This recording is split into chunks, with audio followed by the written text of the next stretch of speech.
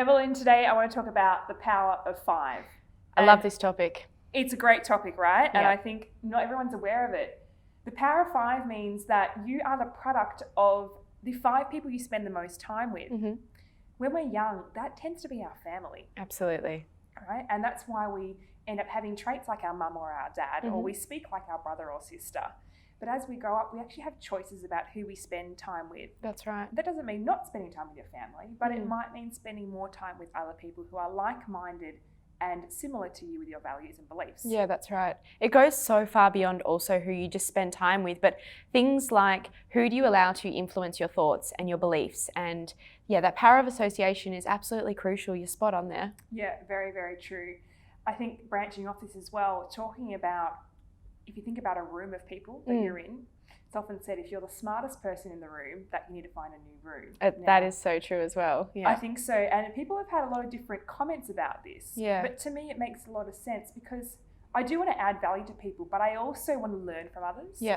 And if you are the smartest person in the room, or you're feeling like it's not quite gelling with you, they're not quite on the same wavelength, you do need to find a new room. Yeah, well, I'm a big believer in challenging myself. Yes. And do you know what? That's actually the reason I didn't take a scholarship over in the States when I was thinking about playing golf seriously. Yes. I would have been the best golfer on the team at the time. And for me, I wasn't putting myself in that situation to be complacent and to not better myself and not improve. And I think taking from that is that you know your level, Mm. right?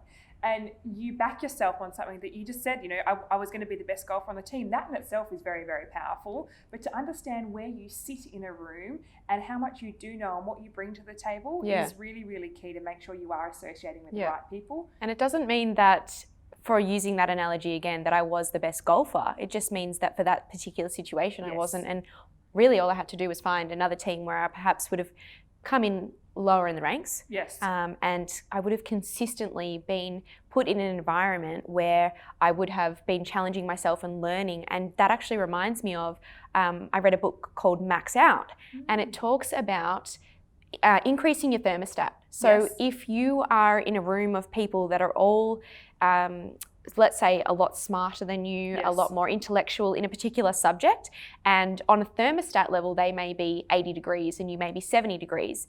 If you enter that room with them, your thermostat is naturally going to start increasing to their level of heat. So your 70 degrees eventually increases to that 80 degree mark where they're sitting. And that only happens over time, and it only happens through the power of association. That's very, very true. So I think for our listeners, maybe have a reflection upon who do you spend the most time with? What is your circle of 5 people that influence you in your decisions? Are they the right people, or do you need to think about perhaps challenging yourself further and putting yourself in a different room? Fantastic. Love that topic, Emily. For more content, don't forget to watch our YouTube channel, or you can follow us on Instagram at With Evelyn and Emily.